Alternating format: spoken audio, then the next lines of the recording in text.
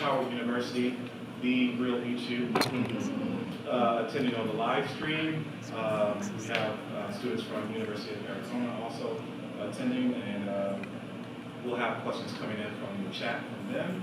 But at this time, we're going to kick it off with talking about April.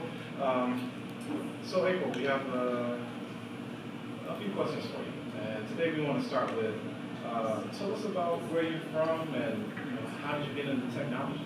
Yes, so I grew up in Walworth, Maryland, East 97 Maryland Okay, area. Down Branch Avenue. Yeah, down Branch Avenue. That's where I grew up, and I would say I spent the majority of my time in Maryland well into my adulthood. Once I reached adulthood, I moved to Northern Virginia, bounced around there, and then just before moving to California, I was in DC. I was in Northeast.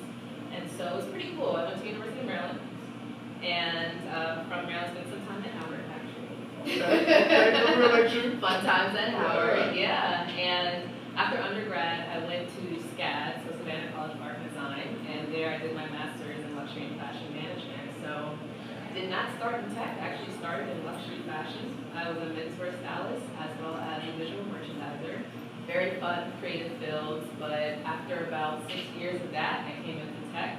Now I've been in tech for about, let me see, we're almost entering 10 years. Please don't do the math on how old I am. But I've been here now for a while, and I really like it. That's great, that's great. Well, you said something really key there. You said you didn't start in tech, and I often, over the last 5 years, have searched for a way to redefine myself, but also distinguish myself from other people in the industries. So I started classifying myself as a creative engineer because I have an artistic side, but I also have a programmatic, scientific side. I taught computer science and physics, but I also like to paint, draw, all of those things. I love fashion. I like designing my stuff. Actually, design displays. Okay. But when I look, across the marketplaces in tech, when I look across the industries, one of the things that I've always noticed is the Black woman is always underestimated. And we never really expect Black women to be able to do these high-profile tech things that everybody else does. So, what was your start like? Where did you begin? I know, just from doing some research on it, I know that you code, can code. And so how did you transition from fashion? Or when did your coding start, actually? Yeah, really good question. I would say starting off, I think one thing that really motivated me was I was having a really hard time finding a job. And there was a man that told me that I would have a really hard time finding a job because I had tenure.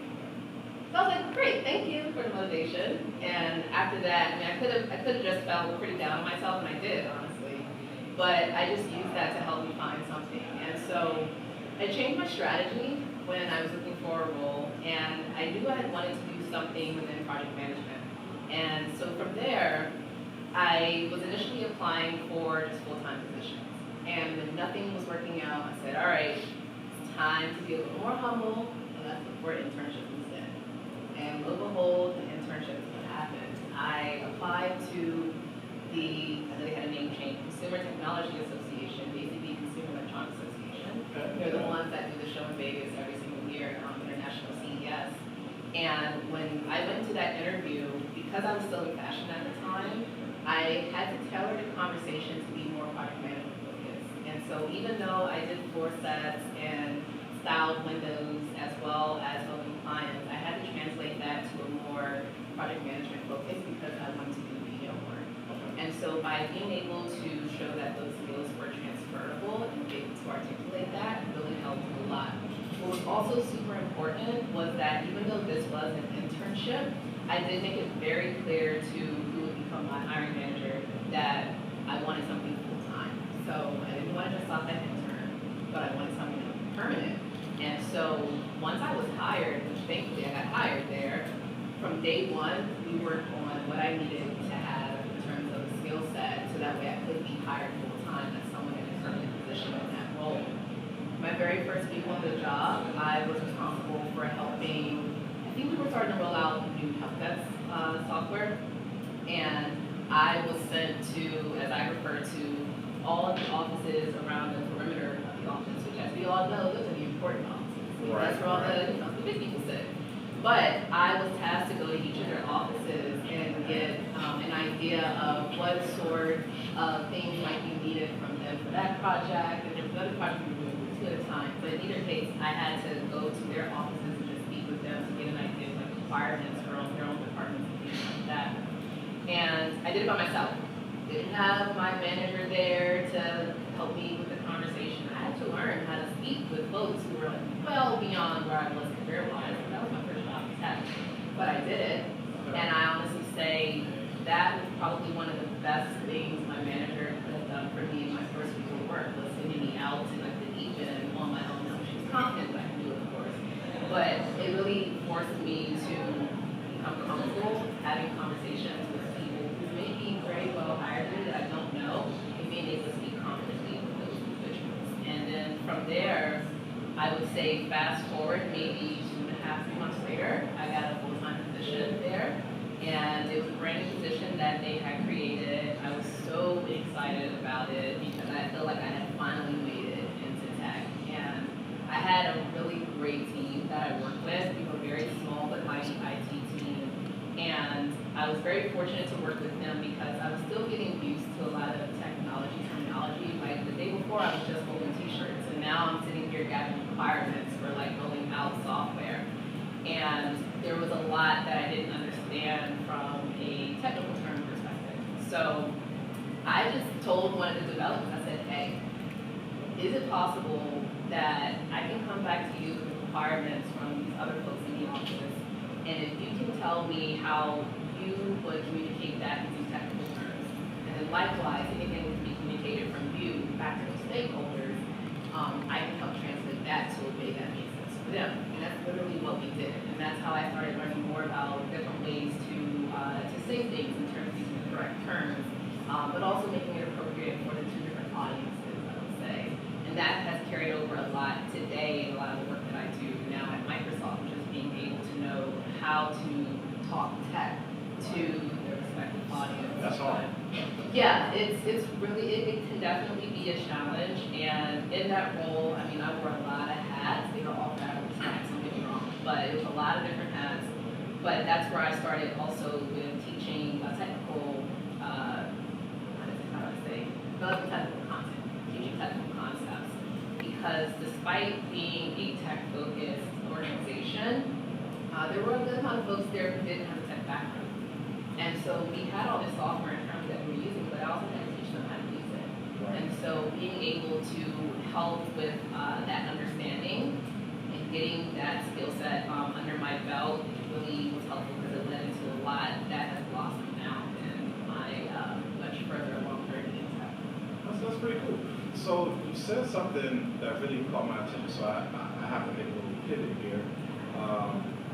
And you did explain how now you gradually got into being able to explain these things. But let's go back to your pivot, where you got that internship.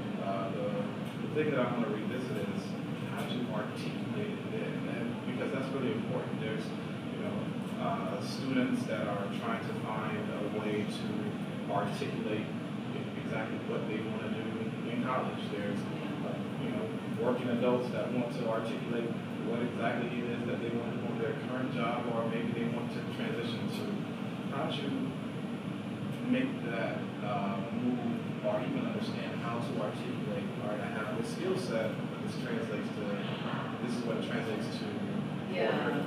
So fortunately for me, I had did a program, a business certificate program in business project management. So I understood conceptually what it meant to be a project manager. Having that understanding and then looking at what I actually did on a day-to-day basis when I work in fashion, that helped me find that overlap. So for example, clienteling, which is pretty much what relationship building with customers. And taking that experience of having, so I work with men directly, having men come into the store, getting an idea of what they were looking for, what's the occasion, okay, what is their sizing, what do they like, what do they not like. Well, that's nothing but requirements I have to get in the day. Okay. So that's where you have that relation. don't call it requirements gathering in fashion, but that sounds weird. But in project management, you would call it that, and that's also how you start to get the scope of what you're looking for. Okay. So when you're starting to see where certain things that you've done in one place really translate to another role, and maybe the terms are different, finding out overlap is super helpful. But then when you are articulating that, actually use that vocabulary, use that language, because then it also shows like what I'm talking about as well. And so for me, that was super helpful as I was trying my best to show how the things I had done in fashion also overlap with what it actually entails to do project management. So would you say that, I just want to set this up for you to give your opinion on this, because I definitely have an opinion on it. Whether you have a degree or not, would you say that that certification gave you, a greater pathway into your present and future? So I would say within that particular role, having the education on paper didn't hurt, but that's not the case everywhere across the board. There's so many companies that are different where you don't necessarily have to have it on paper. But in my case, yes, it did, because the organization that I worked for, that sort of credentials, if you will, was important. But even as I came to Microsoft, for example, I started off as a PM at Microsoft, and I had the other experience for sure, and that's what helped me get the role there, because I had done PM work for 7 years prior to that, 6 years, I think it was 7 years. So it depends on the company, and whenever I speak with folks who are looking at transition and worried about, oh, I don't have a degree, or oh, I don't have these certifications, it's more so getting an idea of what the company is looking for. Because when I went to go work at a startup at one point, and I also did PM work there, they weren't looking at whether I had a PhD, for example. They knew me from the experience that I had, because they actually, when I was at CTA, we were one of their clients. They're already familiar with me. So networking, I would say, is probably what's helped me the most in my career. Getting started, yes, having an education on paper was important. But as I progressed further in my job, networking is important. Coming to Microsoft, I found a job on Twitter. So networking is like definitely great. Now, granted, I didn't get the job just because I was on Twitter, but that's how I ended up meeting the person that had referred me to the role. And then it just so happened that some of the folks that were in my interview, they were familiar with the work that I had done because of social media as well. I was super active on social media. And so networking became a much larger focus as I progressed in my career than starting off with just education. So from my experience with you, it makes sense now hearing that you have a project management background. Because, from our conversations, I always left with, thanks, I just want to sharp. You were always like, look, if this, and as soon as we get off the phone, boom, I already got an email, like everything's laid out. So that really makes sense that you have that project management background, and it looks like you carry that through your entire career and how you set things up. So let's talk about your work at Microsoft now, Yeah. Because it seems so interesting. And at one point I thought you were running the mixed reality team. You was like, no, this is where I'm at now. So tell us more about that. Yeah, so today at Microsoft, I am the lead for our visual computing and cloud advocacy team, and we sit within the separate org from mixed reality. Mixed reality is now split between two different orgs internally, but cloud advocacy, we sit outside both of those teams. In either case, we're about 17 different technology teams, visual computing being one of them, and my team, we're a small team, but we focus on pretty much anything under the umbrella of extended reality, and that also includes the work that we do with JS as well. And I would say we focus on product, community, and content, and that means we spend a lot of time communicating with the different product teams. And so for us, that's all the different mixed reality services we have. Plus, we also have MRTK as well, and then what's to become Mesh, for example. And then when it comes to community, it's community engagement, actually engaging with people in the developer community. And that audience can definitely range as well. So there's academics on one end, we have folks who are just like content creators or just creatives as well. And then there's content, which is honestly my most favorite part, and that's creating content across a variety of different mediums. So whether that's documentation, videos, blog posts, podcasts, TikTok videos, Instagram posts, you name it. If there's a medium for the content, someone probably across the board does content in that particular medium. And so today, partnering a lot with the product teams is how we help develop the content that we create, and it's really to help raise awareness, but more important, to help developers out there learn how to use the tools that we have. Okay. Now this is a curveball question, and then we'll get into a few things that students are going to ask. Yeah. One of the things that I think we overlook is like how these emerging technologies can be utilized in the nonprofit space. Are there any ways that you see now or foresee in the future mixed reality being able to be incorporated into nonprofits and the work that they do? Yeah, so fortunately, with a lot of nonprofits, we're going to big tech. And given that a lot of nonprofits are membership based, there's a lot of opportunities for members to come together and engage, hold different discussions, things of that nature. As we think about mixed reality or just having meetings, for example, in work environments, there's ways to actually start incorporating that into the flow of what it means to be a member as part of a nonprofit, for example. So you have different various platforms now where you can meet virtually and hold discussions. So you can incorporate some of that into there, even now today, for example, and we'll only see that improve as time continues and goes on. And so that's what initially comes to mind, top of mind, I would say, for the question. Okay. I think we have a few questions coming in from Howard University. So before those come in, do we have any in the audience? Anyone wants to ask any questions?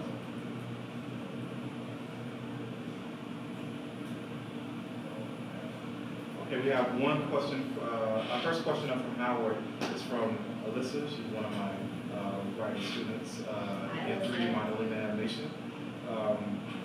So she says, what advice would you give students who are interested in a career in augmented reality and virtual reality? Yes. So one thing I would share with students is starting now, get an idea of what area you're actually interested in. When people hear AR and VR, they might have an idea of what that means, but the reality is there's so many different avenues you can go down. So figuring out what you're interested in and then niching down into that is super helpful. Modeling, for example, you mentioned that. If you decide you want to be a 3D modeler, then go for it. Definitely get really good at 3D modeling. And not even just that, but learn how to do 3D modeling in probably the more popular software as well. So that's going to be Blender, that's going to be Maya, for example. If you're interested in doing things around like audio, then it has visual audio. So get really good at that as well. So like find your thing that really interests you and get good at that thing. The reason why I say that is because when you start looking for roles, it might be beneficial then to start looking for roles that are focused on whatever that thing is that you decided to pursue and go after. But I mean, you could also be like me and be a generalist. It just makes it a tad more challenging to probably find like a specific role to get into, but it doesn't mean that it's impossible. It's definitely possible, but if you start to niche down, it can be super helpful. So that's actually brings us up to the next question from Taylor at Howard University, also in 3D modeling and animation. She asked, what skills do you think are the most valuable for beginners? So from 3D modeling specifically, or Or just working in the space? Yeah, working in the space, yeah. Okay, I think something that's super underrated is the ability to collaborate, communicate. I know it's not a technical skill set, but at the end of the day, nobody works alone in this space at all. On a day-to-day basis, it's myself and a good portion of the MRTK engineers working on projects that I'm doing right now. If you can collaborate with individuals and communicate with them very well, that's going to take you super far. If you want to be in terms of more technical things, again, it depends on what it is that you're interested in. So if you're looking at creating experiences that have different sort of interactions and such, then programming is something that you probably want to get good at. If you want to get more specific with regards to language, well, that depends on where you're actually doing your creation. If you tell me you're Unity dev, I'm going to tell you C#. If you tell me you're doing Unreal, I'm going to tell you C++. If you tell me you're web-based, well, now you have a couple different options there. So I I would say, yes, there's a lot of technical skills, that's super helpful, but starting out, communication and collaboration skills are going to be paramount, because at the end of the day, you're going to be working with other people, and if you can't master that, you're not going to be going. Absolutely. You know, you've already told me something, because I generally, when I look at web-based code, I use 3JS. I didn't know that you all were using Babylon.js. So, Yeah, they're a fun team too. So yeah. I'm about to, you know, probably migrate over to that same ecosystem. I think that's about my questions for today. April, you have been so amazing and you're really inspiring all of these students and all of these professionals. But before we wrap up, I know we used a lot of acronyms so far, but can you tell everyone what does MRTK stand for and what is it? Yeah, so MRTK is a mixed reality toolkit, and currently we are in public preview for MRTK 3. With mixed reality toolkit, we provide, it's to help with accelerating your mixed reality development. We provide various prefabs to help you with creating your different interactions as well as some UI. And it's open source, cross-platform support as well, so you're not just limited to a single device. Either. There also is an MRTK Unreal as well. Most folks know it for Unity, but there's also one for Unreal, and it really helps with accelerating your development. So rather than creating different things from scratch, like buttons and sliders and limiting objects, we actually have scripts that are part of it. So it's so much more than just that. I'm like super nerd and still love it, but in general, it's a toolkit to help accelerate your development. That sounds great. So. Thank you, April. We enjoyed you here in Cleveland. We know the weather's probably much more vibrant in Beverly Hills right now, but we do appreciate you coming out and sharing your knowledge with us. Absolutely.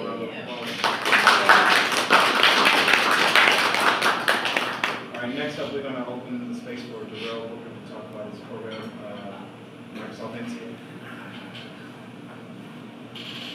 Yeah.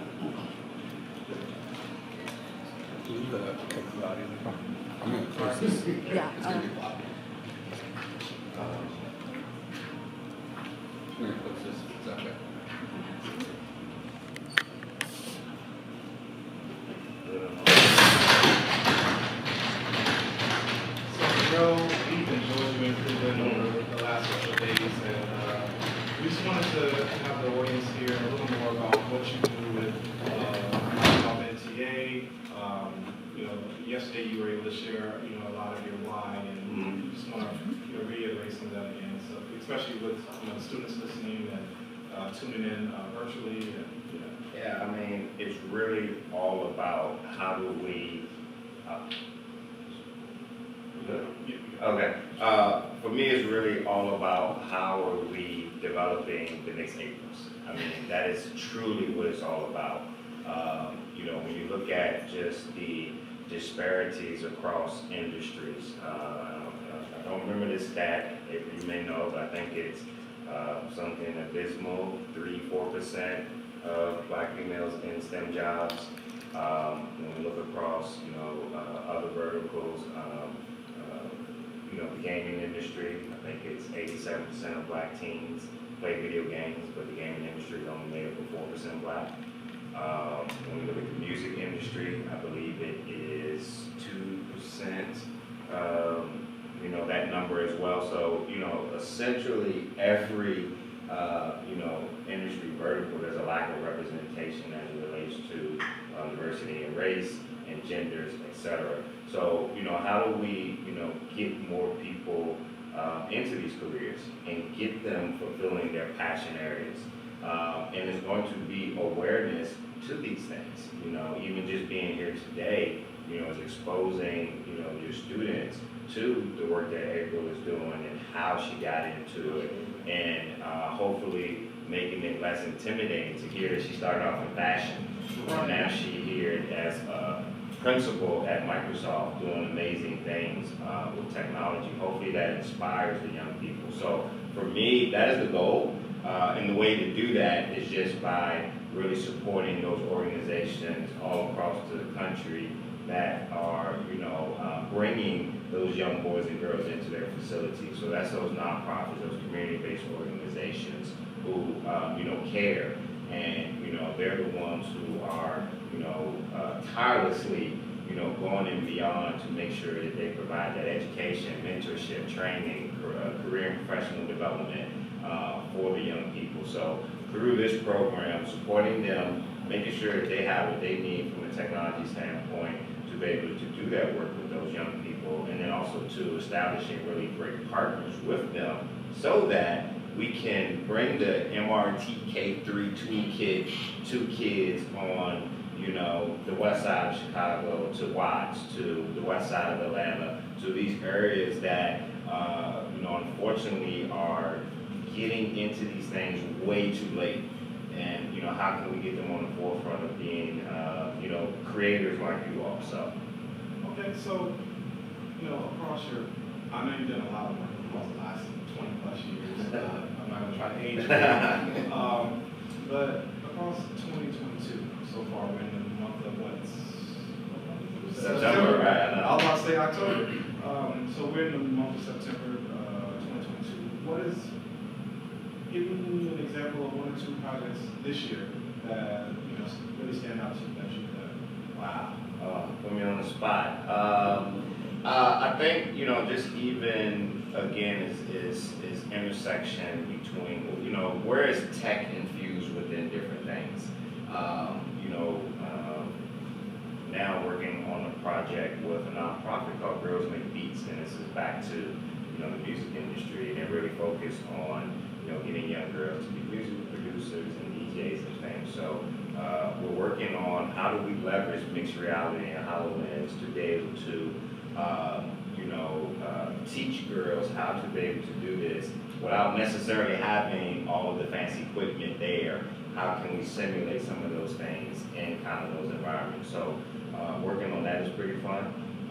Also, when we think about sports as well, I was having a conversation with somebody last night about so many young people have this desire to be the next ball player or whatever, but truth of the matter, all of them may not make it, but they still have a love for sports. So how do we expose them to different things in sports? How do we expose them to the technology that is allowing Steph Curry to shoot those shots? And one of those is a technology at Microsoft that we have. It's called our Azure Connect camera. And what people don't really realize, a lot of NBA teams use it, and this camera is positioned above the backboard, and just using AI, it is able to tell you whether you're shooting a perfect shot. So in real time, while you're practicing in the gym, with a monitor right there, you can see the depth, the arc, and then whether you're left or right with your shot. So instant feedback that player can say, I'm not getting enough arc on this shot, So, those bringing that to, camps, for kids and letting them see, you're here at a basketball camp, this is a basketball STEM camp. So as you also learn basketball, we're also showing you where STEM intersects with sports. So just a couple. So I think you had a program this year with basketball and the WNBA, right? Yeah, so, as part of, working at Microsoft, we're aligned with different sports teams and things of that sort. So one of them is the Atlanta Dream in Atlanta, the WNBA team. And there was a campaign that we did through Xbox called Power Her Dream. And we connected with Vanessa Bryant, wife of the late Kobe Bryant, and she recorded an audio where we put out this video and this call for not only female athletes but any female in their superpower and how to power her dream.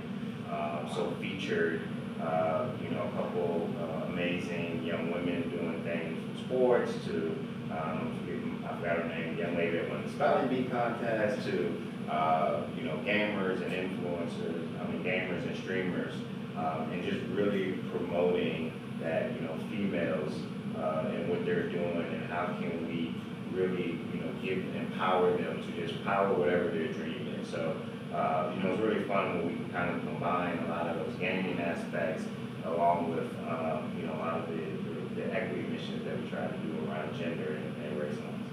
Wow. So I'm gonna open it up to the audience. Do you have any questions for the girls? I was wondering if you could talk a little bit about how important it is to really think through, even at the beginning of an idea, all the way through making a product. Who's at the table? What kind of lived experience they bring to the table? Who's missing from the table? As a woman in tech since the mid-90s, this is something that I talk a lot about, and it's important to me, and I know it is at Microsoft as well as Metaverse. So I'd love to hear your thoughts. Yeah, I think, oftentimes people don't have the right people at the table from a lot of reasons. One, just having, a diverse mindset, diverse thinking. I remember, years ago meeting, a team of developers, and it was funny. They were all guys, and they were bickering all the time. It felt like high school, and it clicked in my head. It was like, I need to break up some of this testosterone. Like, let me get some, get some females in here, and just from perspective. I even learned, as a developer and creating things, just small things of, color palettes that go in my head are very masculine, and how does that not appeal to everyone? So I think a lot of times people don't think about all the audiences and why you need to have diversity there. But then also, like I said, that lived experience. And, having people at the table from the very beginning when you're ideating, people who really understand the problem and understand the people who are experiencing the problem. You follow me in that? I think a lot of times you have a lot of people with a lot of degrees and letters behind their name huddled in the room, and they always think they know what's best for someone else, and that is so false. So, it's very key, and I think it's also very key, for those that are in position to recognize when they need to be more exclusive. We have within Microsoft our experiences in devices, a research group, and they reached out to me sometime last year and said, Darrell, as we're designing these products, we're realizing that we're not having enough people at the table, and help them to find people all across the country, and say, okay, today we want to have focus group with rural seniors. You know what I mean? Next time there's a focus group with urban people with disabilities. I mean, just all across the board, and really having that understanding of what people's needs are, so that you can truly shape products that's for everybody. So. All right, Deborah, we have one last question coming from Howard University. Okay. How can students get more involved or apply for internships? The internships, I was Microsoft or just in general? Well, do you have internship programs with your team? Yeah, so wow, Kobe, put me on the spot live on the thing. So I would say I'll start with Microsoft. Let me come all the way back. So let me preach to the young people. Preach to them. So first of all, April told you how opportunities came to her because people knew her and because she was active on social media. So that is the very first thing. Is one, you will, opportunity will come to you based upon things that you are involved in. So one of the things I tell young people is, when you look at your social media and even who you're following, start following people who are doing things that you like. You know what I mean? That's one. Start with just that natural osmosis of just, soaking in stuff. That's one. Second thing is, nowadays you all think just because you're your friend online, that they're truly your friend. I want you to take that same mindset and I want you to DM people and say, you know what? Do you have a job opportunity? Do you have an internship? My name is Crystal. I do XYZ. Here is my portfolio. I would just love to reach out and say, I'm here if there's anything. I mean, it's a numbers game, y'all. Like, if you do it 100 times, people are going to bite on it. There's so many things at your fingertips now that you can be, in control of your own destiny. But that's the first thing I say. As for Microsoft, careers.microsoft.com and search the word internship. Like, that's not a secret formula. They're up there. Look for them. But I also say, as for me, my team, the work that we're doing, there could be some opportunities. And, it's all about, finding me, find me on LinkedIn, find me on social, but, be prepared, kind of like I said, hey, Darrell, I'm such and such, here's what I do, here's how I think I can help out. And you just never know, the mood I'm in that day or the mood someone else is in that day and what opportunity that could lead to. Okay, we have a I'll question. come up there since I can up there. Well, Mike, you come up here Yeah, quick. I'm just gonna plug real quick my team. So There you go. we also have the Student Ambassador Program. So while that might not be an internship at Microsoft, they pretty much have a really long-term commitment working with cloud advocates within Microsoft. So there's various different tech areas that you can participate in. So I would say search for the Student Ambassador Program at Microsoft. And that's an opportunity to have just more of a longer connection with us. Student ambassadors do get hired. We have some who have been hired as well full-time. So that's just another option I wanted to also throw out there as well for that. That was all. I'll give you the mic back. Okay, thank you so much. Yeah. All right, April and Darrell, everybody, let's give them a round of applause. Next up, we're gonna open up the floor briefly for Brandon Dorsey to talk about Vocon.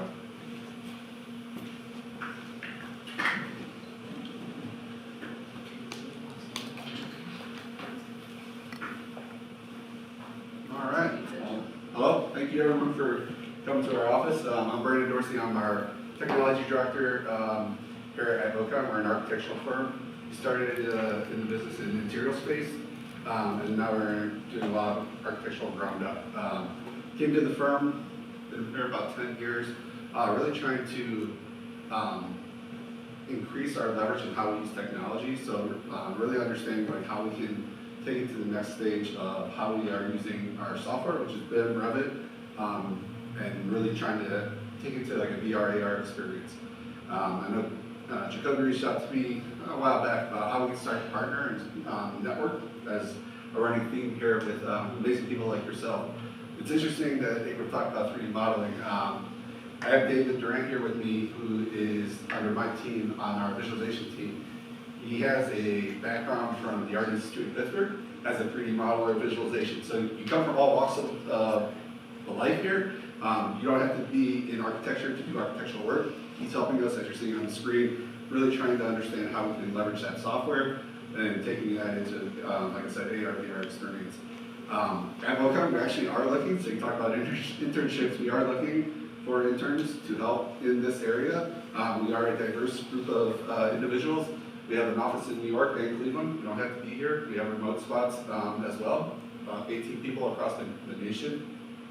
We work with top 500, Fortune 500 companies, Microsoft being one. We're actually doing the ad tech space in New York. 3 floors for their innovation team a project. So that's Vocon. I really just wanted to, again, welcome you here and ask or answer any questions you might have.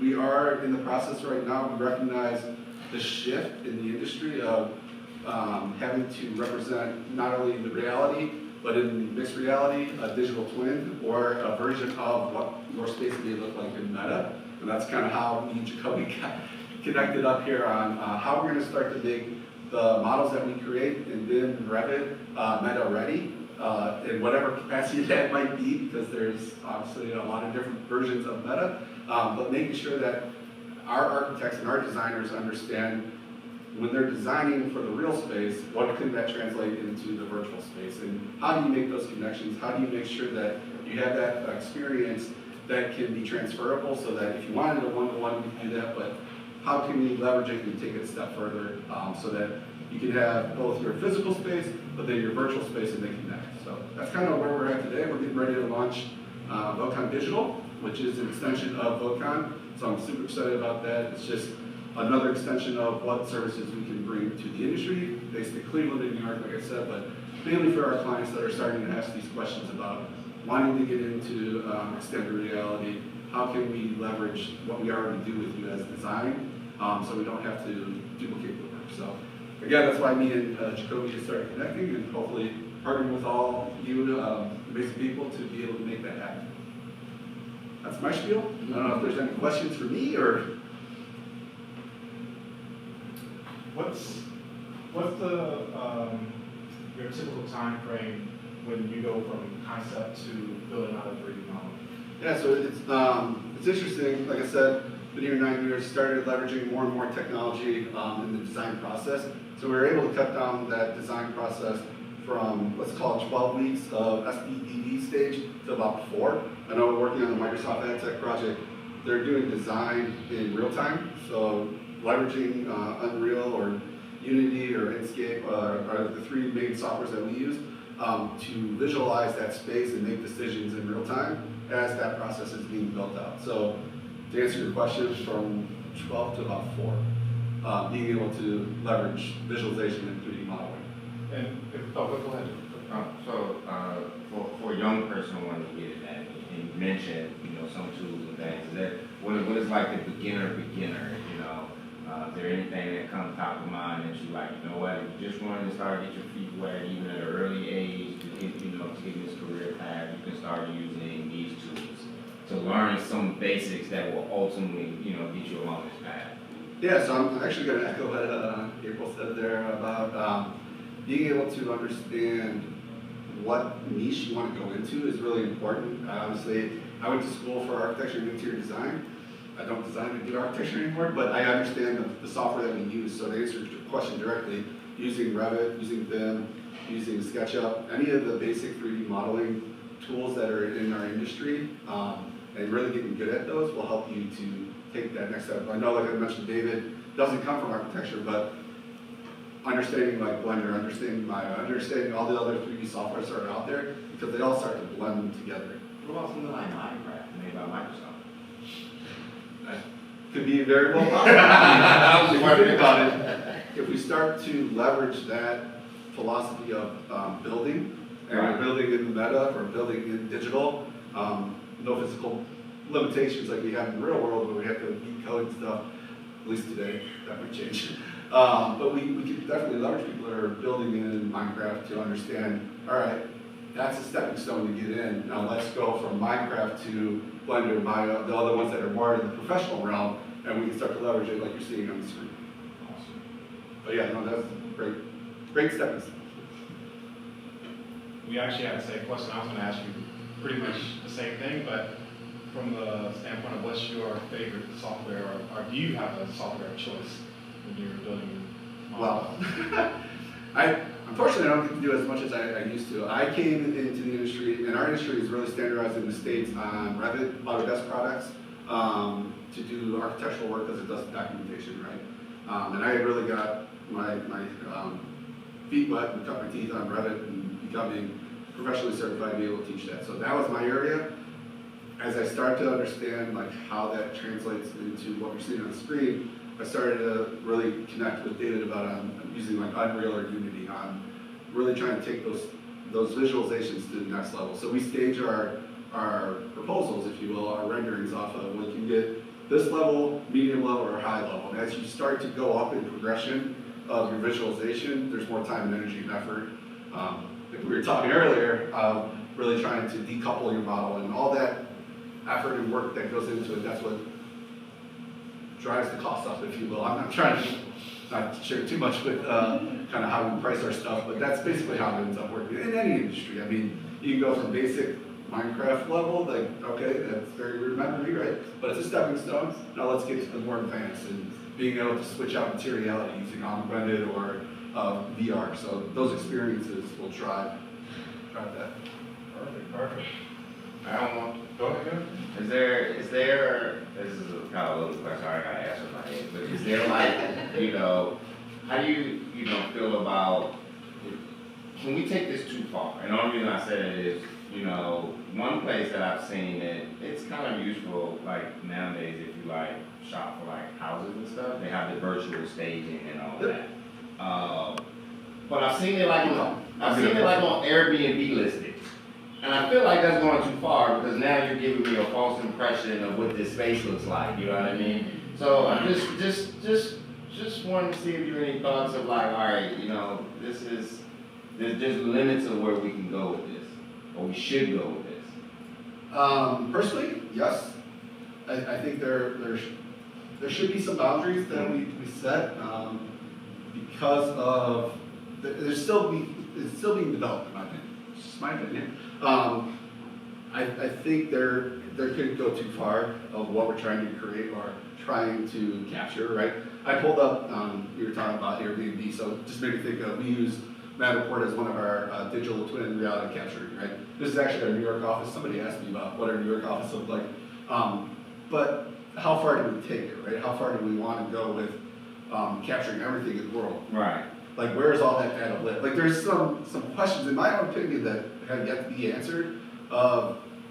Just because we can do it, should we do it? I mean, you gotta shift that computing power somewhere, right? Therefore, you're creating more carbon footprint in another. Like, there's so many ramifications that we have yet to, as a society, uncover and talk about. Again, maybe I don't know everything, but that's just my opinion. So I think, roundabout way of answering, yes, I think we can go too far because of the ramifications that it has on other aspects of other industries and how it affects the planet, right? Like,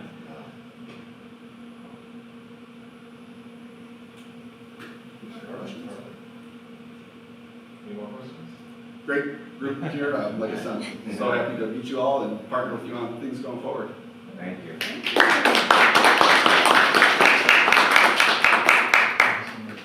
So next up, we have Kevin Taylor to talk about his experience in developing films in 360 video.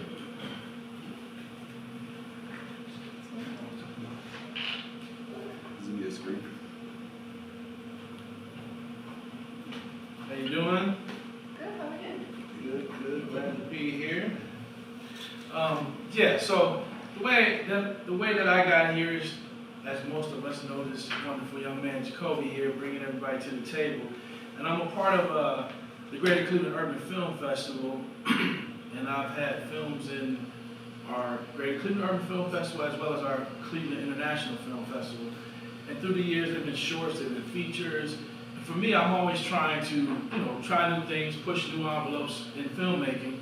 So I'm always looking for not only great story and great opportunities, but I'm always looking for what can I do in this film that I haven't done before? What's something new and different that I can try to pursue and challenge myself? So the minute I started seeing 360 cameras, which was years ago, I was like, oh, I want to do something in that medium one day. And I initially bought this little 360 ball. I forget what company it was, but it was basically like an eyeball. And you could set it on the table, it wasn't that big. And I got that one first, and I was capturing a lot of footage. And I just wasn't as overwhelmed, just amazed by it as I thought I would be, because the capture of it was just kind of grainy. It was 1080 and stuff like that. And then over the years, I started seeing these new products come out. And just recently, I found myself talking to Dr. Carter, who was here visiting with our film festival this year. And we're doing a lot of stuff that's dealing with future story, extended reality, virtual reality, and all of the different ways of storytelling. And he showed me his 360 camera that the University of Arizona had. And it was just an amazing camera. Take that one eyeball and put like 6 of them around in a scenario. And I was like, oh man, they done really moved up in this technology. It's time for me to look at it. So I wanted to buy a Cam, which is a 360 camera that had not 6 eyeballs, but 2 back to back. And I said, okay, this year's the year I'm gonna try to make a film. So I wound up creating a film called The Cards Were Dealt, which is a short film that I did in the 360 environment about these 12-year-old kids who wind up playing spades every day in the summertime, and then they make a pact with each other to do well in school so that they can get a good job and that they can make a lot of money so that they can come back to the table and play the epic spades game when they're really, really old. So to 12-year-olds, really, really old is 30. And a whole lot of money. To 12-year-olds, a whole lot of money was $1,000. So they're going to come back. And then the journey of the film is basically when they return to the table and you see what life cards were dealt to them. So it's a nice little short. It's a 15-minute short. And I was able to, put it in a 360 world. And this is my first time making a 360 film. And everything that I know about editing and everything can apply, But then when you start turning it into a sphere, it's like, my text is like, and it's, things are just happening, and you can cut the seam in the wrong spot. So there's a lot of things that I had to learn in order to make that film.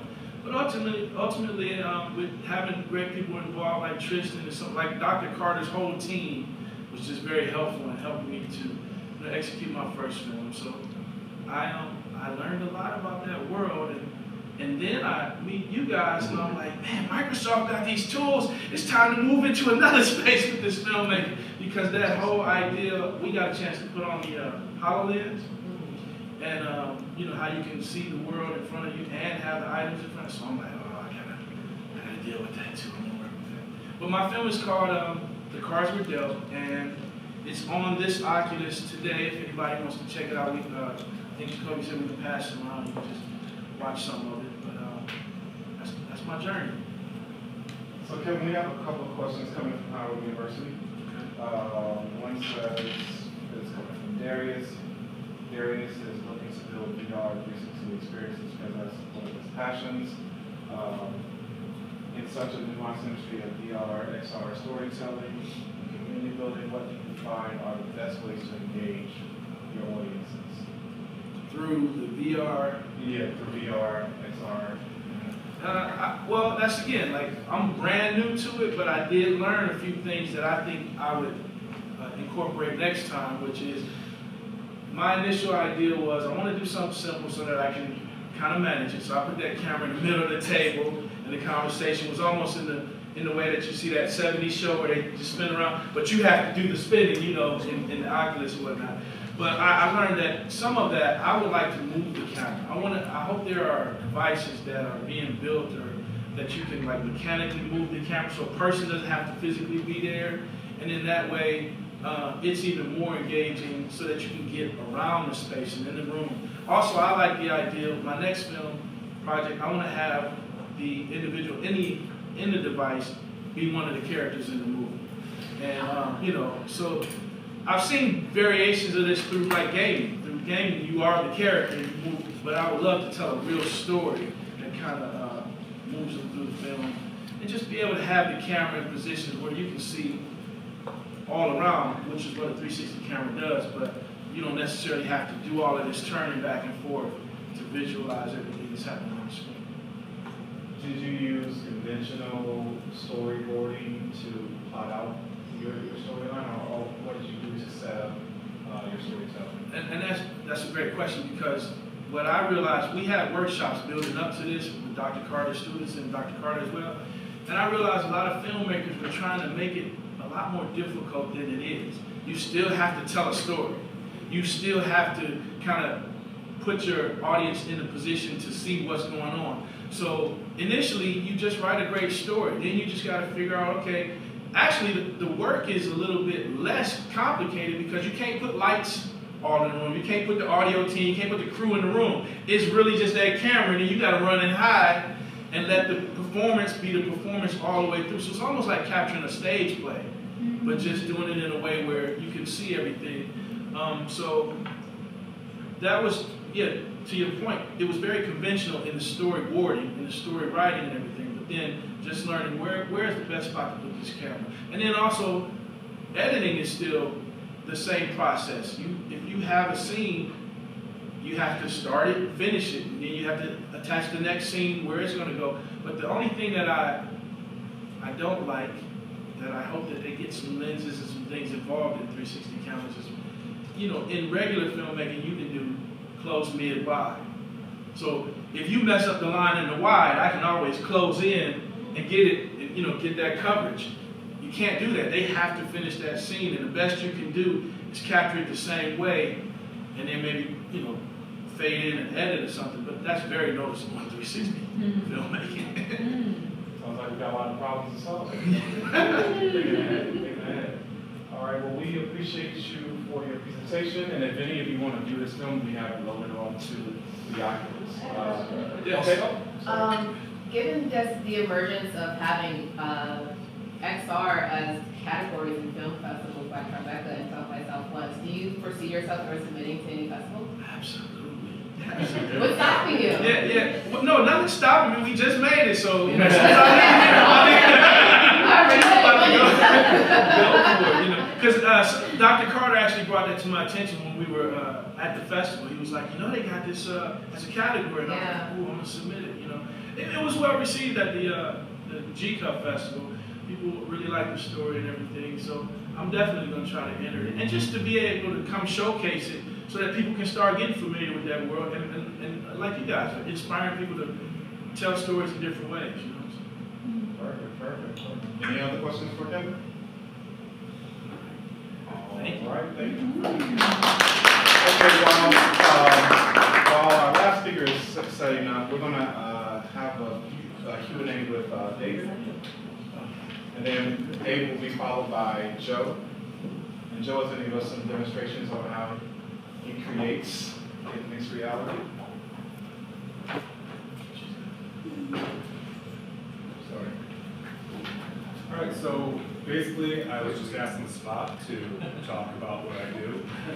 I guess it became a little interesting when Brandon said I have no background in architecture. I came from modeling and animation from art school. From there, I went to work for Lockheed Martin, where I did flight sims. And then after they had moved from Akron to Florida, I ended up falling into architecture.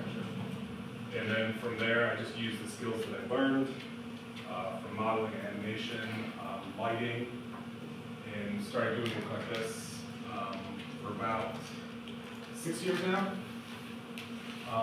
This is an example. This one is real life. This one is not. Wow. So I taught myself lighting, texturing, how to get really good models, get the textures to look right, and trying to look at all the finer details that makes this real, and trying to get this to match that. So I'll do some stuff like that. If you guys have any questions as we go, really, it was on the spot. So. Yeah, how long does something like that take? So that one took about a week. It was nice because I knew what the end product was, Right. so I could match it. Right. I had to try to figure out what they're doing with lighting that made that photo look the way it did. And I learned that there was probably a light coming from behind the camera. Yeah. So then I was like, okay, let's throw that light in there. What else looks realistic? Plants. You gotta have really good models to show the space. So we're working on that. Like I said, it probably took about a week. Worked on it here. I with a million other projects going on at the same time. So I have to learn how to kind of time manage everything. This is me messing around in VR. I put one of our projects on this headset. I was able to kind of walk around. A lot of this I'm teaching myself as I go. So luckily I'm a really quick learner. Yes? What advice do you have for someone that wants to work in VR and creating models and renderings like these, but they don't understand optimization? Start simple. There's two ways I work on stuff. One, put everything I can at it and see if I break it. If I break it, that's too much. Go back. Lately I've been trying to do the lower end. Start with a shell, bring it in, test it out. Okay, I'm good here. Let's bring in something a little more high poly or a little more dense. And then work my way up. But I do like breaking things. Yeah. So I start off big first and then we go back the other way. These are some more of my examples. A lot of them are just tests. This one is was this New York? Yeah, it's in. More just renderings. I like to use 3D Max and V-Ray to do a lot of my renderings. This one is actually Unreal Engine 5. This compares the endscape over here to what I do afterwards. So once that once the designers get the Enscape version, they're like, hey, we like all these tones, we like colors, materials. I go in and push everything further. What is Enscape? Enscape is it's a rendering software connected with Revit. So when you're looking at a model and you start adding materials and everything, you can actually walk through it with Enscape as like a 3D tool, or like more of like a visual thing. Never used Enscape, learned it. So very simple. So that, those two that we just saw, the second one was a higher res. and The one on this side was the higher res one. It's hard to tell on this screen, but when you really get close to those models, Revit has a tendency to be very boxy. Whereas when you use 3D Max, Unreal, all that stuff, I can bring in high poly stuff that is like, it doesn't break down when you get close to it. So this is MetaVR. This is also, I believe it's on the Oculus Quest. You can walk around it. Instead of walking around it though, you have pinpoints. So you can jump to each one of these points and get a different view from the office space. All this was done in 3D Max, rendered in V-Ray as a 360 render, and then we imported it into the software. So that you can just hop around everywhere and kind of get a real good feel, space, and just how everything is going to work together. We added in changing of like, hey, do we want to go wood, do we want to go what? And then if you look, the entire environment changes when you click back. So instead of having those warm tones, now you have light reflecting. So that kind of helps the designers decide, I want to go with the light, bright, airy, or I want to go with earth tones. And I'm not a designer either, so I just kind of follow along with everybody else says. I was just going to say, you'd be a great painter. I just follow along. The students online are like savoring. They love your work. Everybody's excited. So one of the questions is, could you go back to the model of the bedroom? Yeah. I think it had the big king size bed in it. Yeah. There's a number of different versions that I did for this bedroom. Which one was it? The one above it. Second. Bedroom. Sorry, not bad. This one. Do you see any ways of commercializing this? You know, because everyone's always looking, or a lot of people are. Well, let me walk that back. I'm always looking at how I'm going to spruce up my bedroom. So, right. So, is there a way that you foresee this being commercialized and being able to actually sit in your bedroom? This was actually for a project. Did we have the project name on? It's a townhome, and this is just giving them ideas of how it would look. I don't know if we have that finished product. Yeah. To answer your question, Jacoby, what we did was similar to this experience.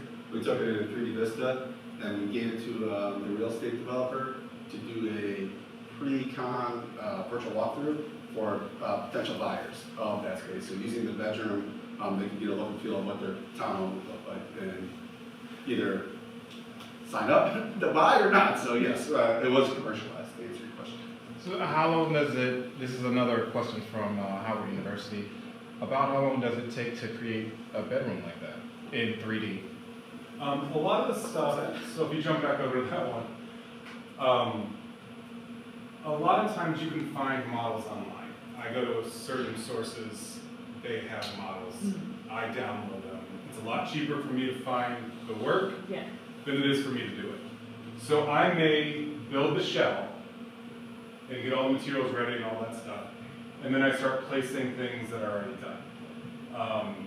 In this one, you know, the bed's a model, I believe the nightstand's a Revit model, but then I start populating with other stuff. Do I know how to make this? Yes. Will it take me a long time? Yeah. Is it faster for me just to spend $7 and buy a model? Way better. But if there's things that I need, like I didn't have a draping over that chair.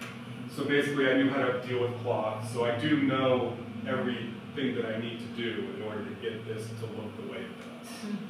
but a lot of times it is easier just to purchase something. I do the lighting, I do the setup, with help of the designers, or how I feel like I want it to look. So, from scratch though, if you had to do that room, how long would you think? If I'm modeling the bed, The whole room, yeah. so if I'm modeling the bed, we're looking at probably about a good month. Getting all those details in there, it is time consuming to go to these. There is photogrammetry. Basically, you have a camera, you can use your phone itself, and you can walk around an item, take a number of pictures, and you can bring that model in. So there are faster ways to getting high quality models, but there's cleanup. So that could take me a month. And some of these I'm sorry, go ahead. No.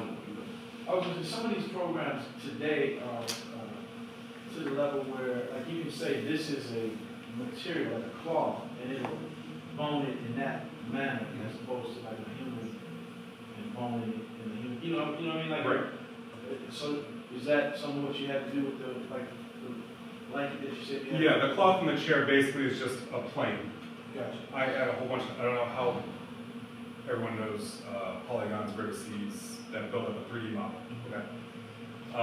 Give it enough, basically set it up on top of the item, you hit simulate, the cloth will fall, and it'll get a nice little feel. You can add bounce and all that stuff, depending on what kind of cloth you're making.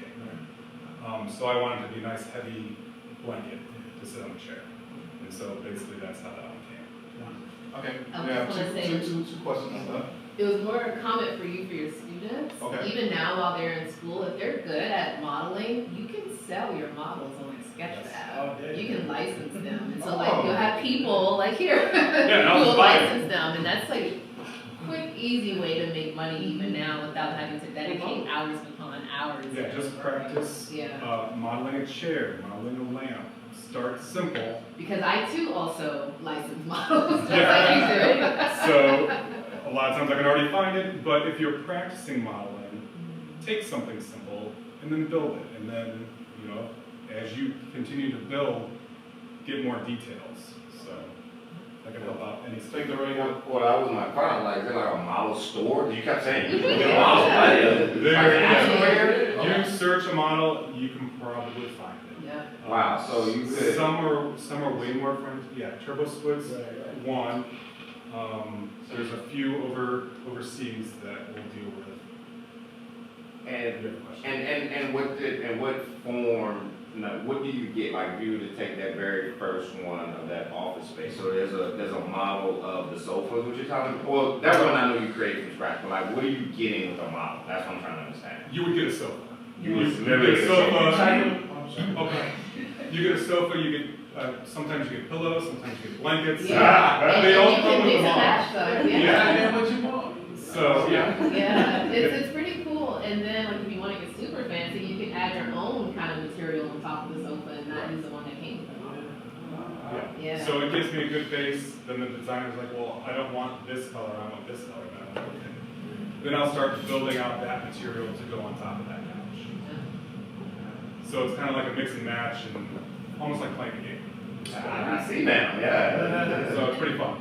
I think to both your points though, when you were talking earlier, putting your work out there Yeah. is vital. When I was hiring for a biggest position, I never thought to look outside AC.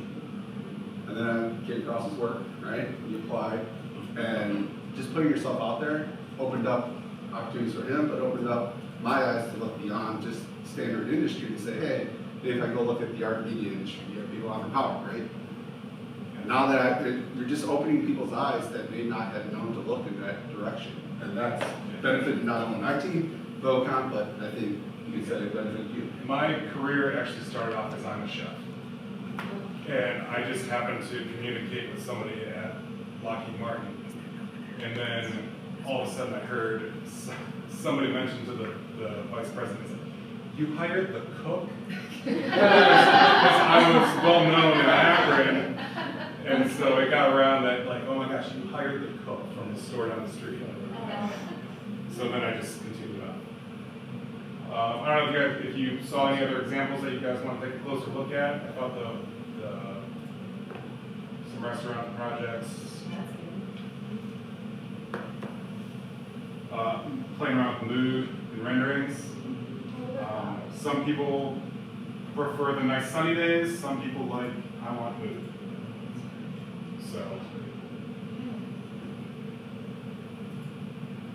And these are all projects that we're actually done or getting ready to go.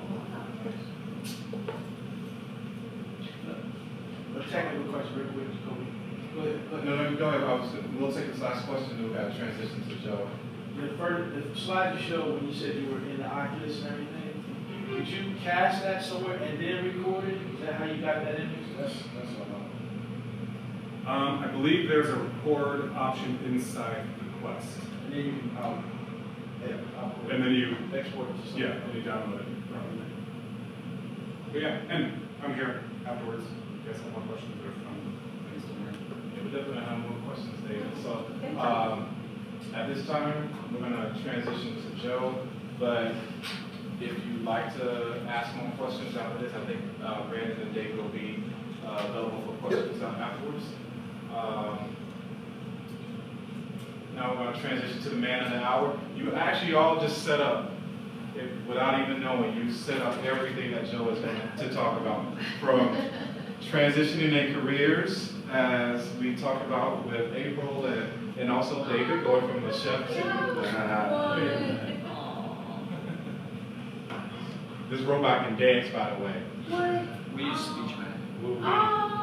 And it can talk and respond back to you. But Joe, I want you to really, talk about your background. I'm gonna leave the floor to you. All right, let's just talk about your background and how you got into this because it's so unique. Okay. Where you came from, even being an executive. I won't tell the story. But Joe is also going to do some walkthroughs of how he builds models. He's going to give us some background information on the programs he uses, the software, the hardware, and even let us do some demos on the HoloLens. So this is how we're going to wrap up for today, and the floor is yours, Joe. All right, thank you. Yeah, so I'm Joe Bailey. Kind of start on others, like we've all got that child inside of us, right? Because I think a lot of us in this room are creatives, and we didn't become creatives overnight. I think that's something that typically goes back to when we're children, right? So just like most of you, I always grew up really just inspired by Disney and all the things that were 45. So I'll just throw that out there. So like this is going back to where things were still 2D cell animation, and I grew up very poor. So there was, as that computer era and that 3D Pixar kind of era started to take off, yeah, I pretty much was still making flip books and stuff as a kid.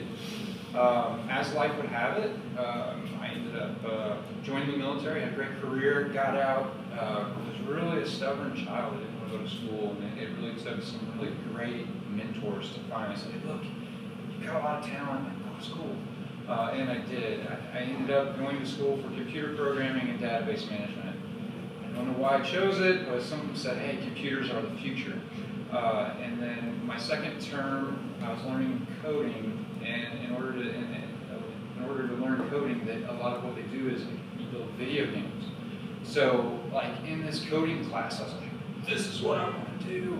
And so it was still like sprites, it was still like 2D sprite games, like the tank games and all that. I knew that's what I wanted to do. And then started to go for it, but then life happens. And I ended up going to the military, had a great career in the military, got out, and became a safety professional, right? And this is all going to tie together. So I became a safety professional. It was the opportunity I had at the time. And by then I had a family. And so I could go to my wife and say, hey, I'm going to go video games for a living. And she would be like, what? No. So life kind of happened. Well, 15 years later, I became an executive. So for environmental health and safety. My degree is actually in environmental. So I was the person that worked with the EPA, OSHA, and all those guys, protecting, Earth carbon footprint and working between companies and legal entities to make sure we met the letter of the law.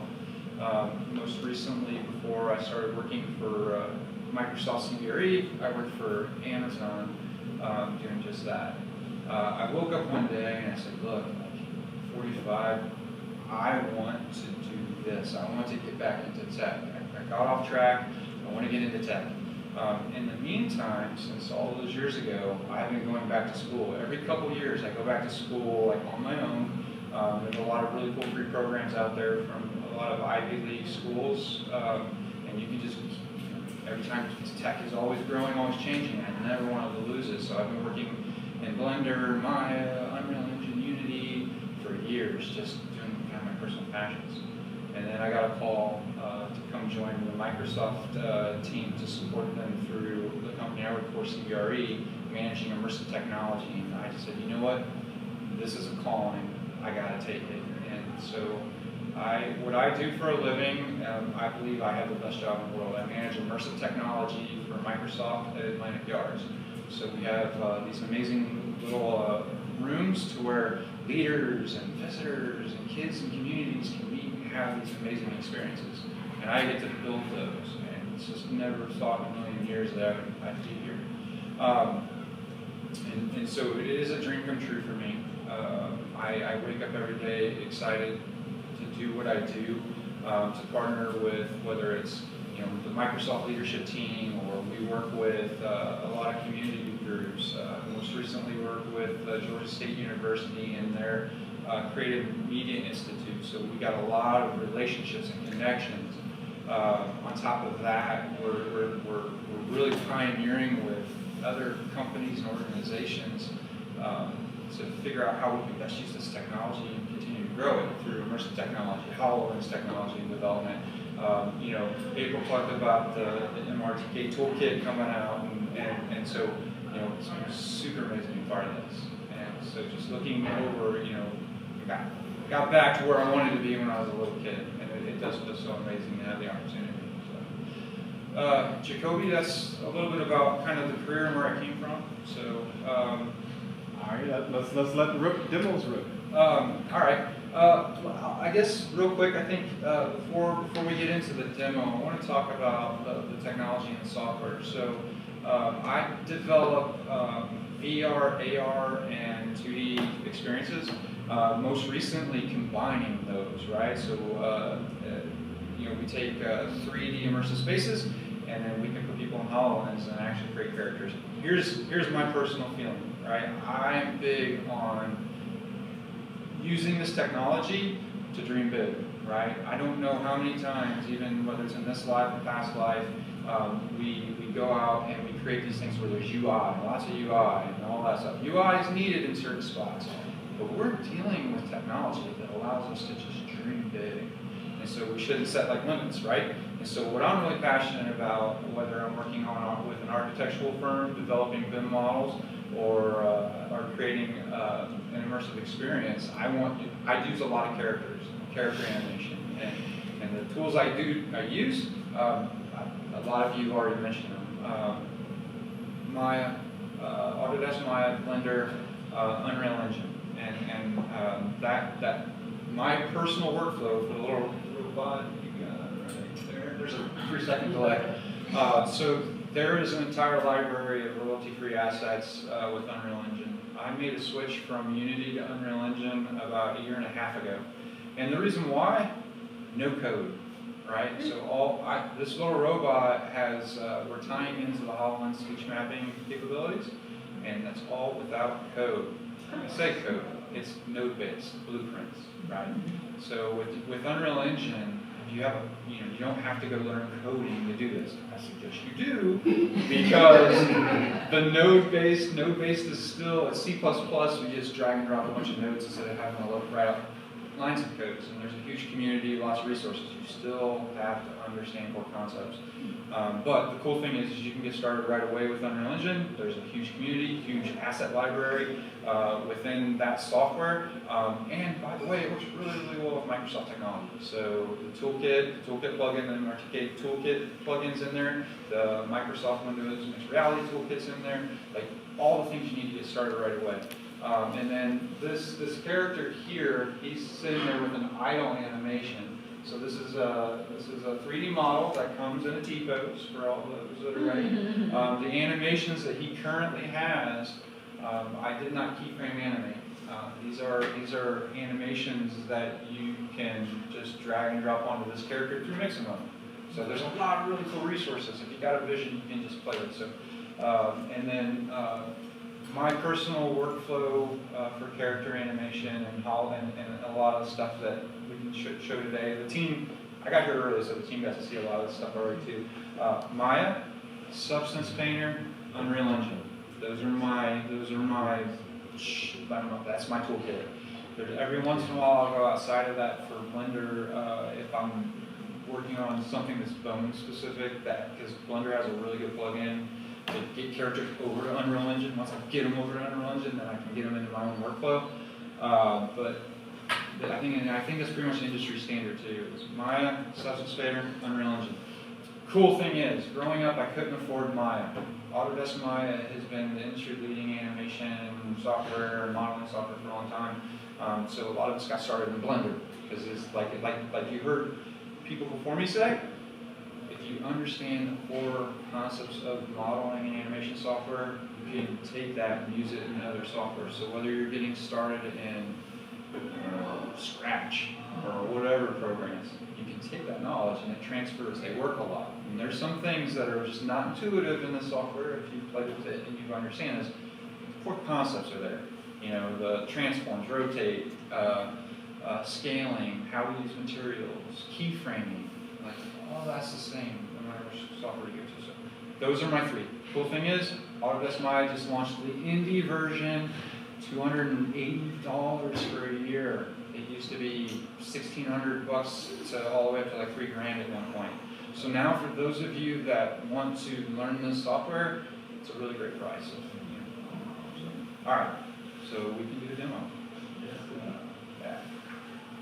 Well, hopefully he works. He's been a little finicky today. If he doesn't talk to me, we're gonna switch products. You want to do it? Yeah, I'm gonna try it out. All right.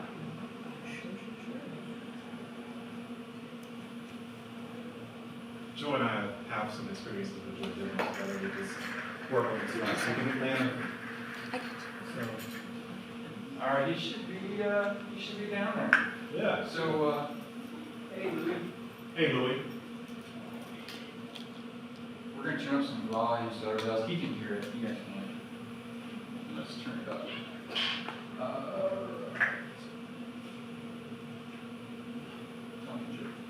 Tell me a joke. A robot walks into a bar. The bartender asks, "What will you have?" The robot says, "Well, it's been a long day, and I need to lose it. I think I'll have a screwdriver."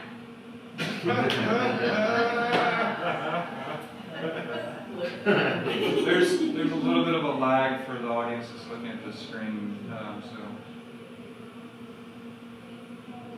Hey, Louis, can you dance? One more time, just.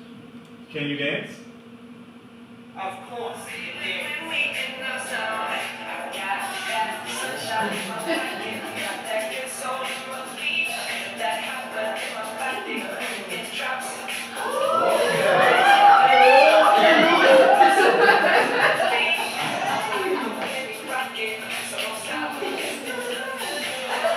Yeah, there's a little bit of a lag.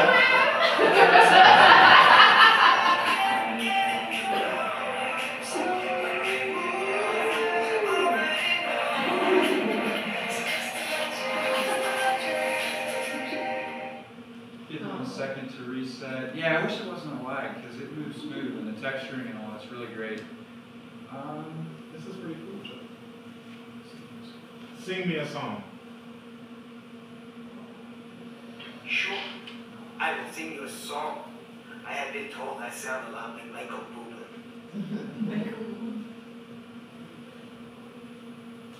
Birds flying high. You know how I feel. Sun in the sky. You know how I feel. Breeze drifting on by.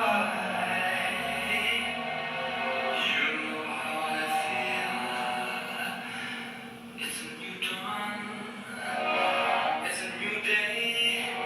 It's a new life for me. And I'm feeling good.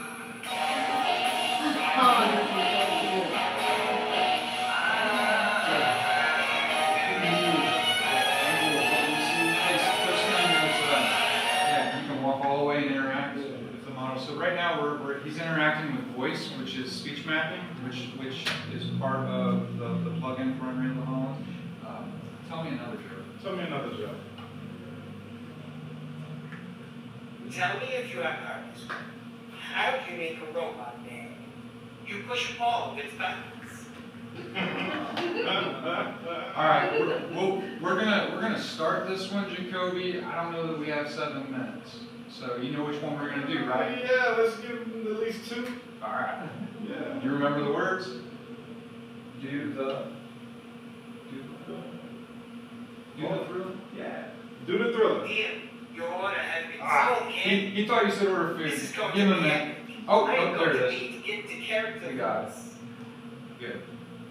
All right, we're doing it. We will need some room. He's gonna go through the table right here, by the way, because he's set up for dinner service. Okay. I am trying to focus here.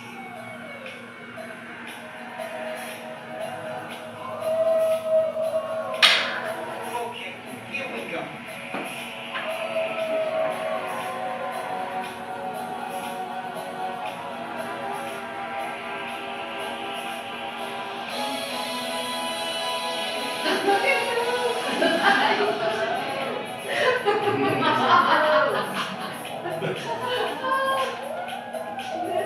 Yeah, he's gonna go through the table.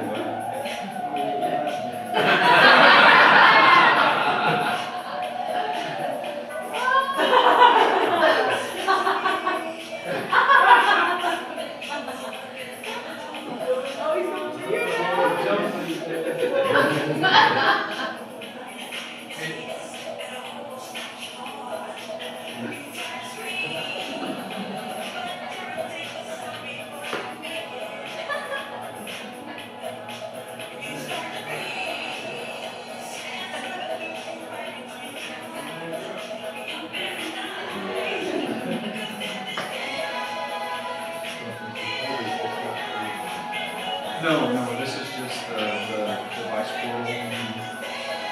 It's smooth butter and So these animations you said were, oh, you got this from Mixer though, the animations for easy to Yeah, I have just finished a project where I keyframed everything on mine. So I try not to, just like he was talking about, like how long it takes to model, keyframe and animate. Animation. I was animating Lego minifigures. And because they don't quite move like regular things, yeah, that's a challenge. Hey, Jacoby, we got time for another one? Like, Yeah, we got time for another one. pretty much.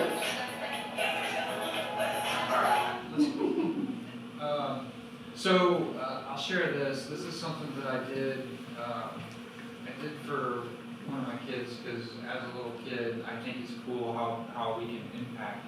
Like we go to Disney World or all these different places for these immersive experiences, and so my son loves dinosaurs, and so I was like, all right, I got you. And part of me was a little mischievous because I'm like, this thing, I put him in here, and he's 4, right? And so there's going to be this giant dinosaur squirrel, and I'm like, yeah, right? It's kind of what happened.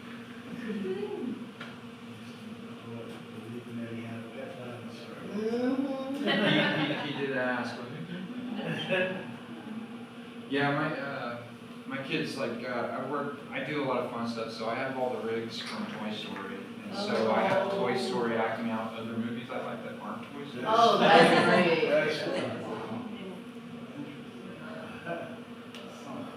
So you're like one of those content creators on Instagram, TikTok. So I'm gonna share a funny story. So I was building VR safety training when I worked at Amazon, and I'm like, all right, cool, we're gonna do jam clearing training on the moon. Not a good idea. The executives were like, so I had to go and like, I was so excited because I had emitters shooting like rocket ships off into the asteroids. Yeah, I didn't make it past the first wave. All right, hey Jacoby, let me know if you have a headset on. Connect, should connect. Doop. All right, cool beans. All right, so tell me what you see. Look to the right, maybe. Nope. All right, I'll watch it one more time. Sometimes takes a while. Ah, there he is. I can see. There's a dinosaur. He's floating in the air.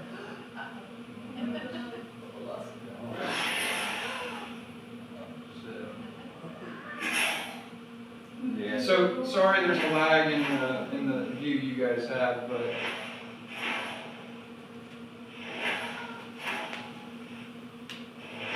and he's kind of floating in the air. Yeah. But you can picture the response I got from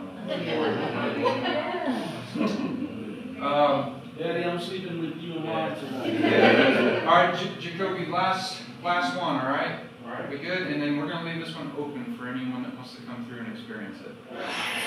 All right. Bye, guys.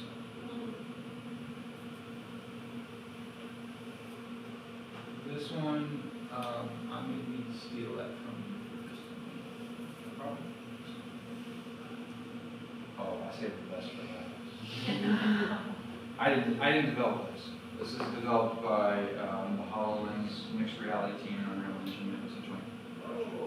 Give credit where credit's due, but it is an amazing experience and kind of highlights the tech and what the capabilities are. So it's going to take just a second to load. You might know what I'm talking about. It depends on which one. Apollo 11. No, I don't think I've seen that one. Cool. Yeah. It is cool too. I had a great experience. It's going to take a minute to load, but it will get there. Any questions? Yeah. Any questions that you have? So I should ask there. Is there any game development happening with HoloLens? So I'll tell you what I know, and April may have more information, but from my experience, very little. There's a couple of demo games that are on there in the store. What's that robot's name? Kippy's Escape? Yeah, Kippy's Escape. There are a couple demos. As far as like games that are on the store ready, it's pretty small. But there's a lot of capability for young talent to really take advantage of this. So the people on the call that are viewing remotely, like there's a huge opportunity here, right? Especially with AR tech, there's no question that this is the future, right? But in entertainment and gaming, one of the things that captivated me the most is, and you can go to the Microsoft Mixed Reality portal, and there's this really cool short. And I used it with VR, so VR connecting my VR to the Microsoft Mixed Reality portal. There's these aliens, these 2 or 3 aliens, right? And it puts you in a scene, it puts you in the movie, and it's just really captivating. So I highly recommend it. Yeah. Yeah, because I mean, I'm talking about mechanics, like I can imagine there's going to be like, especially as the classes get smaller and things like imagine a fitness game. Like, you know what I mean? I can go running down the street and then it's like, somebody running with me and I gotta race and challenge him, or there's things to go grab and do. Like, I mean, it's endless opportunity. Yeah, absolutely. I won't name the project, you can say it unless it's appropriate. The one that we wanted to bring to Cleveland, is that on HoloLens yet? So that is not on HoloLens as far as I know. It's only in Space for now. I did the experience on my iPhone. It brought me to tears. It was so beautiful. And emotional. I was like, man, I can only imagine if I was in this in VR, it would be insane. It's a good one. All right. You ready for the next? All right, go ahead. Are we going to the moon? We choose to go to the moon and disengage and do the other thing. Not because they are easy, but because they are hard. You can walk around and The Saturn V rocket created to make that dream and is still the most powerful rocket ever successfully launched. The Saturn V was a 3-stage rocket. Each stage had a part to play to make the journey from the Earth to the Moon possible. When you're ready to see how it all worked, touch the growing base of the Saturn V to initiate the launch sequence. Ignition sequence. So the last demo I showed you how we can use our voice and interact with our scenes. Now we're able to use touch, right? So we can recognize where you're at in space and you can interact The with first that. stage was an Apollo 11 6 million pound weight from the ground to a height of 62 miles before dropping away after its fuel was expended. The interesting. So as it pertains to film, I mean, you see how you can almost pull your audience into a scene, right? And we can actually interact. What you see on the screen isn't what they see in the headset. The rendering, video capture rendering doesn't capture shadows very well. But what he's seeing right now is very clear. Ready to move on? Just press the run command module. This? Yep, the orange, the yellow piece. There you go.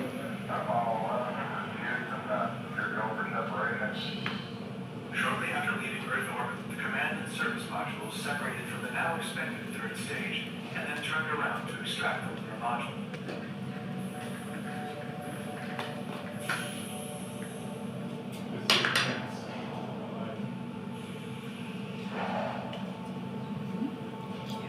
I'll leave this on if anybody else wants to experience it at all. Now the Apollo spacecraft will continue on its journey, rotating slowly to spread the I'm intensity. starting to believe we actually went to the moon.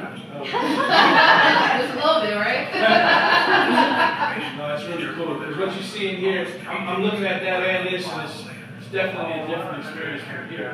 Yeah, it's higher definition, you're immersed in it, right? Transferred to the lunar module and separated from the CSM to make their way to the lunar surface. This was the hardest and most dangerous part of the entire mission. The lunar module Eagle was a strange-looking machine. It consisted of an ascent and descent stage. Only the ascent stage was designed to return to the CSM on the completion of a successful mission. The descent stage would be left on the surface of the moon. As the lunar module was designed to fly in the vacuum of space, there was no need for it to be aerodynamic. Weight was kept to an absolute minimum. The walls of the cabin were no thicker than a few sheets of aluminum foil. The astronauts didn't even have seats. Think about how we can use this in schools. What was essentially a control. So I have something for you guys to go. I would love to go through history or science class.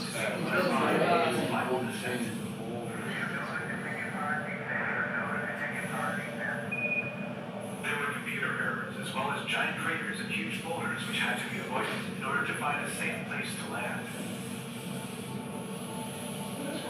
As they neared the surface, dust blown by the engine made judging the motion of the craft extremely difficult.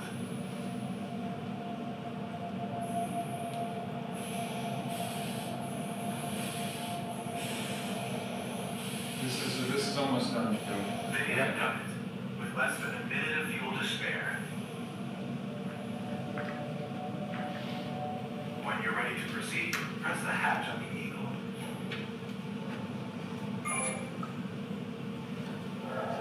7 hours later, the commander made his way down the ladder to stand upon the foot of the lunar module. You said they were standing up the whole time. The combined 360-pound weight of the commander and his spacesuit was a mere 60 pounds and 1/6 gravity of the moon, making movement extremely easy.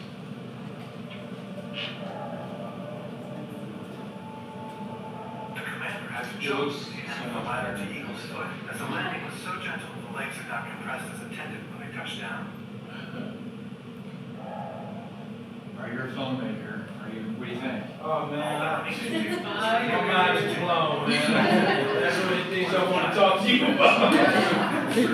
After I saw this, the only thing I could think about is what if I had, you know, we go to plays, what if I had HoloLens technology and I had a stage, and I could actually do a five-minute short of a character short. Or let's say museums, you know, natural history museums. Holocaust Museum, civil rights type movements and stuff like that. We can recreate those moments in time to where you can actually go experience them.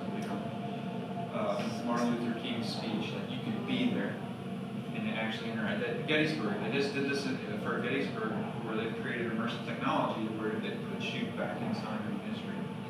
How awesome is that, right? Yeah, absolutely. Press the glowing object. All right, that's it. I'm gonna leave this on, so if anybody in the room wants to use it, just come over, let me know. I'll make sure you get fitted right. And you can see what.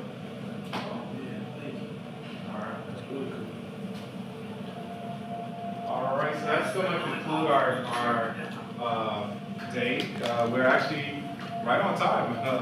So I thank you all for coming out. It looks like it was very well received. April, we greatly appreciate you coming from Beverly Hills to educate us on mixed reality. MRTK, Joe, you are amazing. You know, I know we'll be working a lot closely together over the rest of the year probably, and going into 2023. April, I definitely look forward to working with you more. Brandon, David, we got work to do. But thank you so much you all for coming out. We really enjoyed you, but you know the fun doesn't have to stop here. We have a few more minutes that you all can enjoy the demos. And then afterwards, we have a breaking into the industry event at Cohatch, Ohio City. So come out, there's food already made and available for you. We have a speaker from Vocon CBS, actually BET and Urban Beauty TV. So yeah, we like to see you there. That's from 6 to 9, Cohatch, Ohio City on Detroit and 28th Street. Again, thank you all for coming. Thank you.